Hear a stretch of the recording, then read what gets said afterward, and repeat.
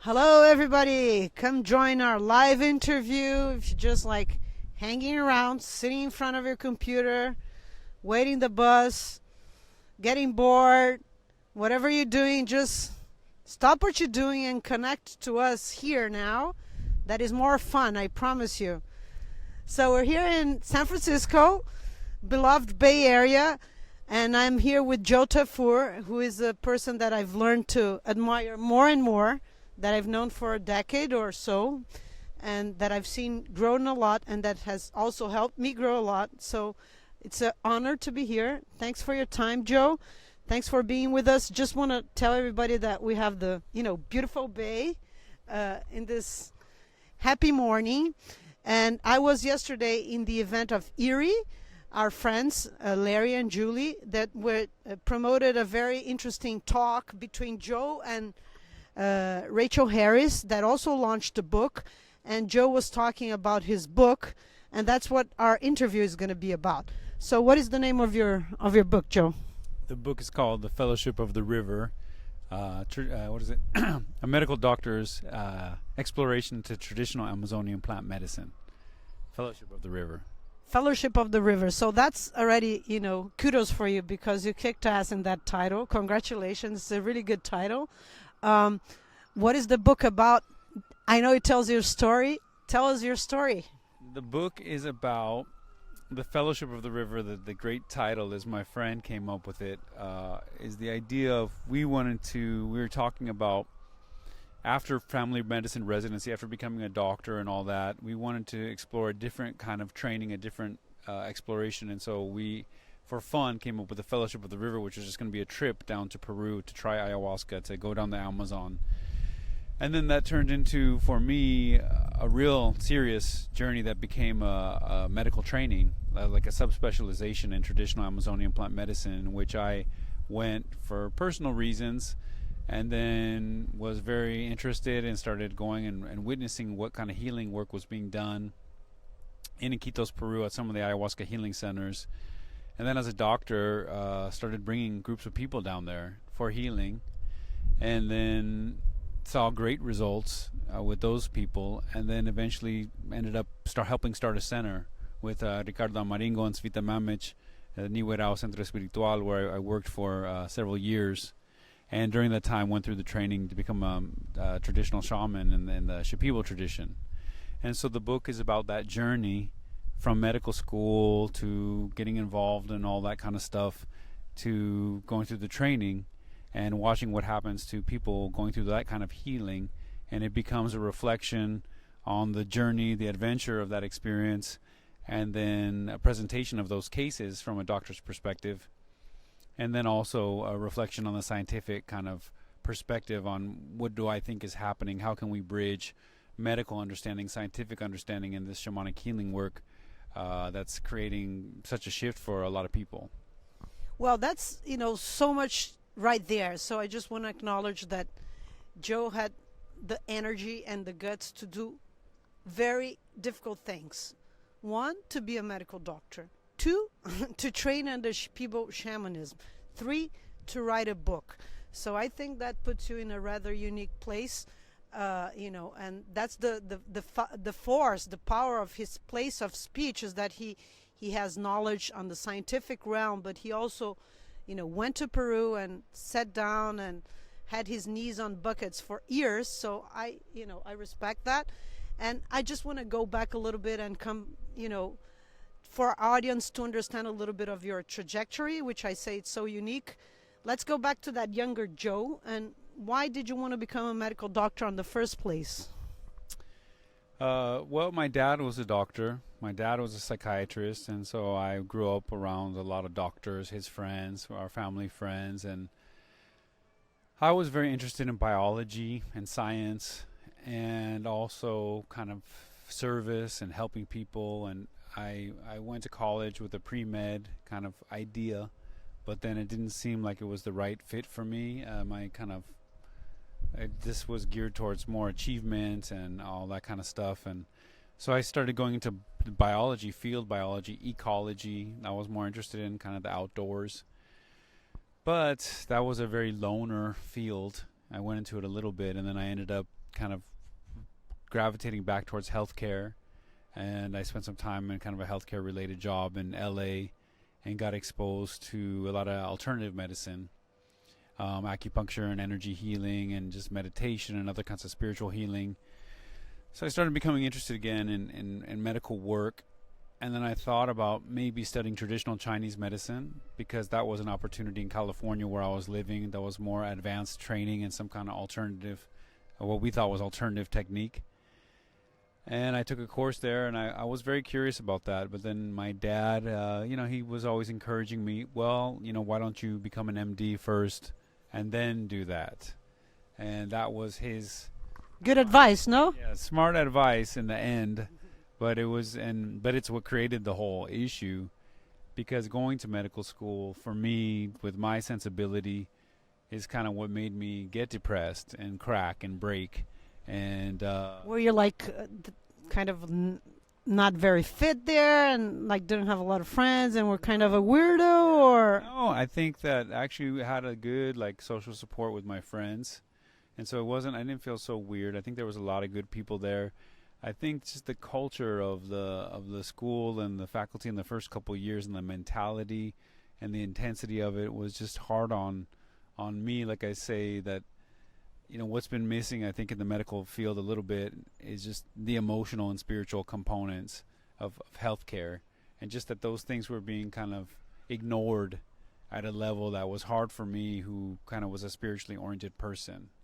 And I know that it wasn't necessarily malicious, their intent, but that was hard, and just the whole structure and the humiliation and just the negativity, the unhealthiness of some of the faculty and some of what they wanted from us. So that is what kind of made me suffer. And so then that's what turned me to go back to my dad and try antidepressants a little bit as for mental health, for depression.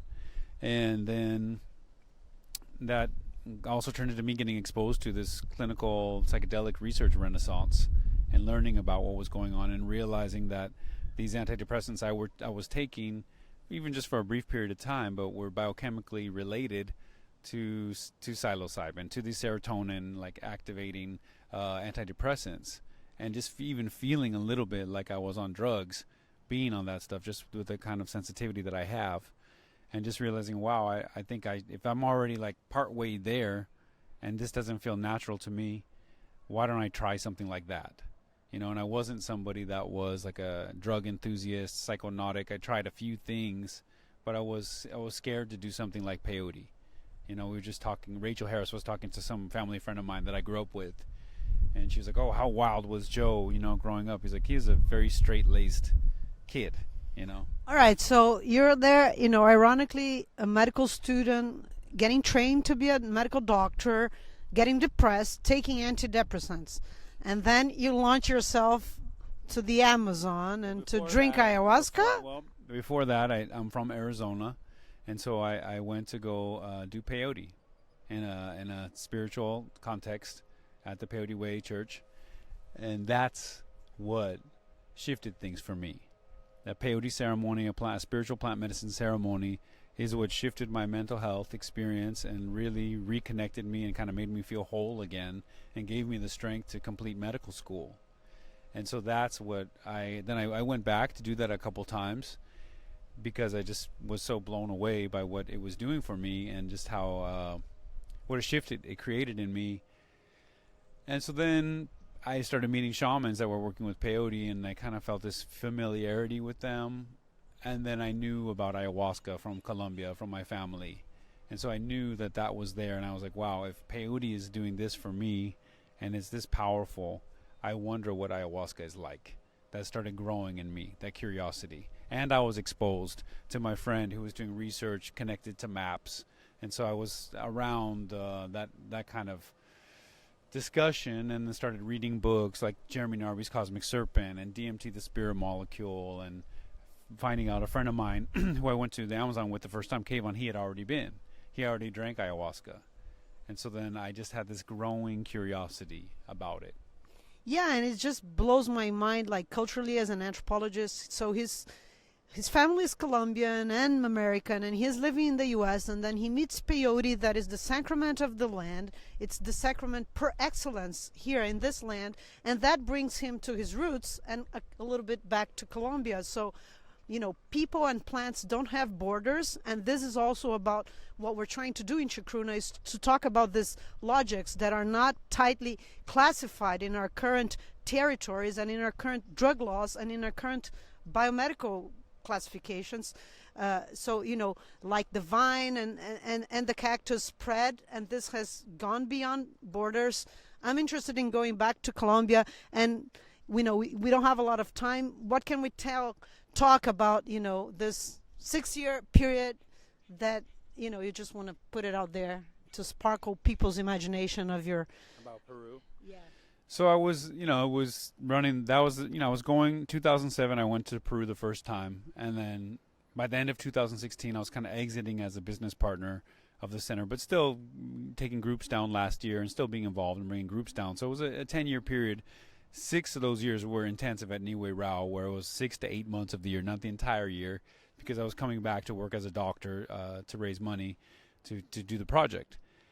That time period there was beautiful, very intense, but some of the most profound healing work that I've ever been as part of as a doctor, as a medical doctor, as far as making a difference in people's lives, people coming up to us, thanking us for creating it and providing that opportunity.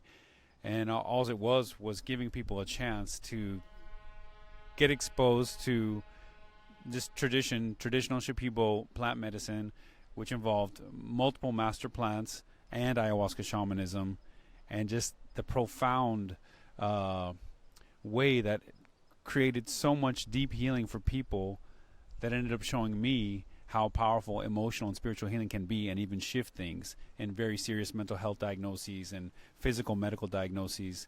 And then going through the training it was a lot of magical, unbelievable things, like I say, beyond your imagination. And does it really heal? Do you think it works? Can it be effective?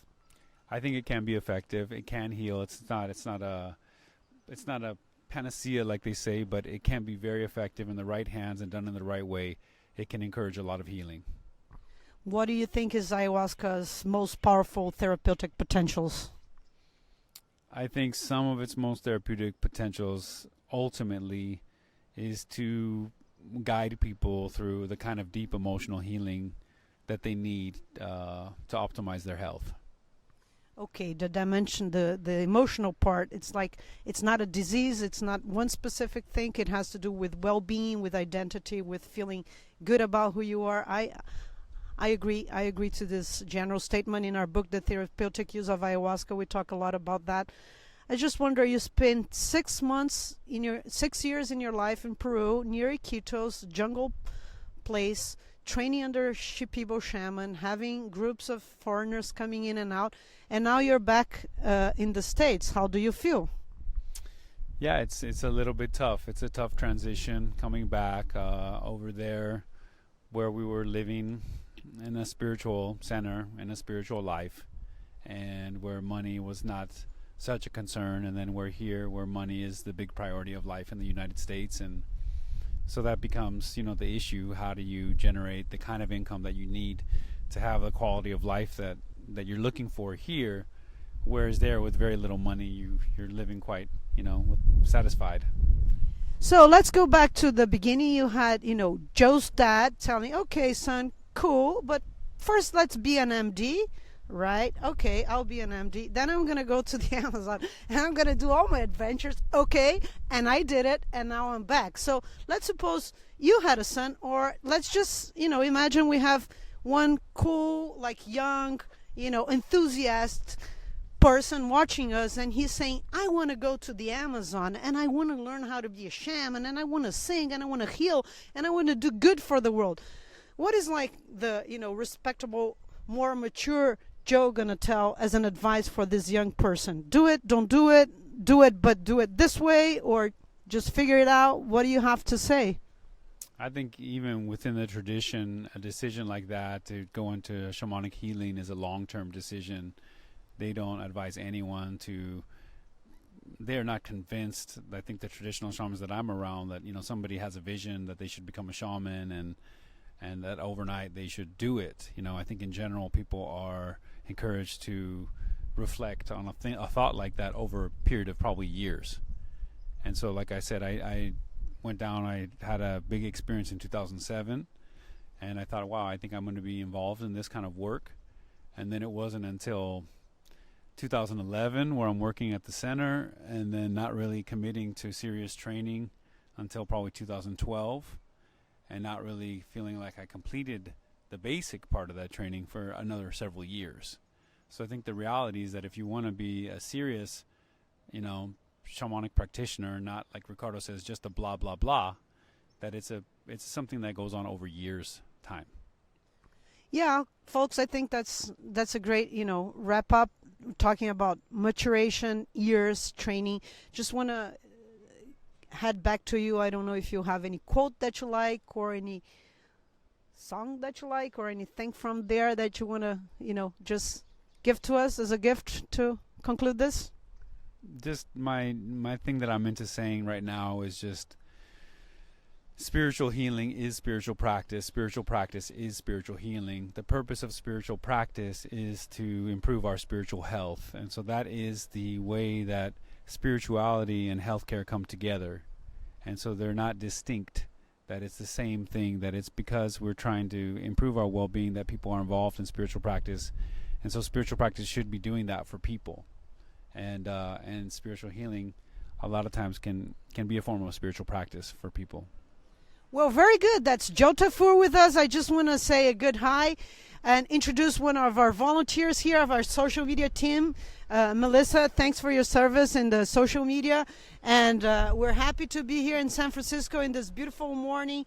Stay tuned with Chacruna. We're talking about spiritual healing. We're talking about spiritual practice with knowledge, with information, with deep, solid researchers that have done the homework. And we're not just blah, blah, blah here either. Keep on tuned.